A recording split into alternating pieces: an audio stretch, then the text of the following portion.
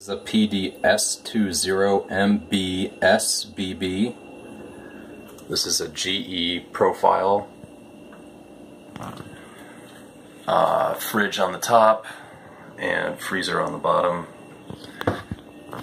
Basically what we got here is the fan here was it was running, but it was kind of running slowly, and you could see when it got hot it was running slowly and it wasn't kicking on full blast. Now it's running alright, and before it was running about the same speed. I think it's running a little bit faster now. It would have been interesting to back probe the exact terminals to figure out what the voltage was going to the motor. It's a 12 volt DC motor, so it should be, 12 volts. I guess it's variable speed, I'm not really sure, or it ramps up. But the main thing is that these cooling fins have to be vacuumed regularly, especially if you have a dusty house. And so when we pulled the fridge out, this was really, really hot, this compressor here. So what you can do is just put like a room fan back here to cool it down, and in about half an hour the fridge kicked back on, and we just left this here for the few days that it took to get the parts in. And Amazon stocked them on free one-day shipping, so they're obviously pretty common. I did the board too. So what you can do is you can pull the part number off the board here, or when you type in this part number here online, you're able to find it on the parts website and get the exact part number, which I think supersedes. So basically, it's a pretty common board.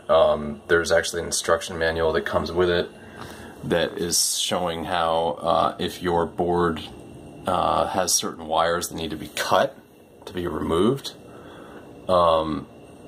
But basically the bottom line is that it's either the fan or the board or both. One takes out the other, and it all stems from just not cleaning the fins and it just getting overheated and everything. So in order to do this job, you have to remove these screws, one here and then one in the back, and to do that you have to push the fan off, which you can just do by hand. But I had to cut my screwdriver. I should even cut it even shorter, but these are Harbor Freight free coupon screwdrivers, no big deal. And it just really is tough to back those screws out. There's plastic that's stuck to them, and they don't want to go, but it's pretty much plug and play. I did run the harness sort of the way it came out. It has to go down and up, and before it was looped, but I'm not too concerned, and then just protect it from dust. But yeah, that's pretty much it. I did notice this connector is just loose. That's the way it was. This doesn't have the ice maker, so that's probably why. To take the board out, you're looking at these tabs here. That little tab, you just push it in. So if you have like a little screwdriver, I just use my knife, and then you can pull the board out. And if you do that right, then the new board will just basically slip right in, just clips in. So yeah, it's not too hard, except just taking that fan out, and then it just lifts straight out, and you can put the new one. You got to put the bumpers on, obviously, to keep it the bushings to keep it from vibrating. But I think we got it. I think we got it. Key is to keep your fridge clean, because these new style fridges don't have coils on the back.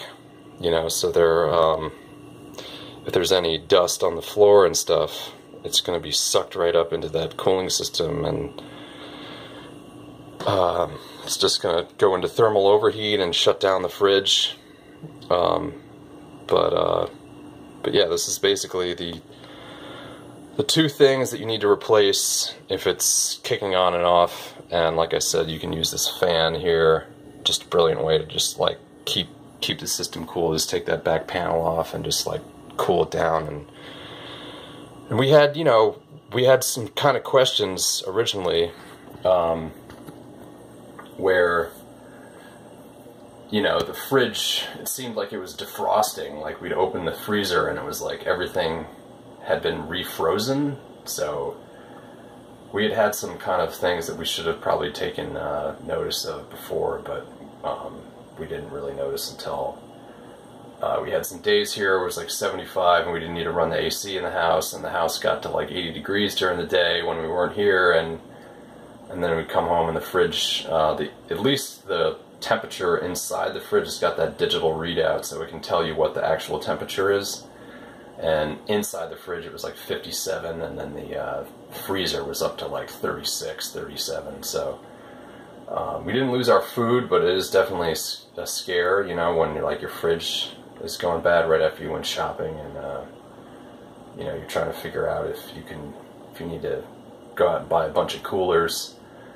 But the bottom line is you can just get the ceiling or the fan on the floor going, and that will cool it down enough, kick back on after about 30 minutes, which is pretty good. One last thing, did notice that the new board comes with this grounding wire here, this here. My ground was originally down here, connected to here, and when I was going to try to swap the ground wires out, so I could leave the ground wire connected, but really it's just not worth it, because this prong up here did not want to pull off the board when I was trying to pull it here. So I was like, screw it, I'm not going to snap the board circuitry just to try to pull that stupid ground wire off. Let me just use this ground screw that was already there, which is made for, I guess, if you're replacing the board. So just, you know, don't fight it. That's the main thing. It's a $180 board. You don't want to crack it. All right, later.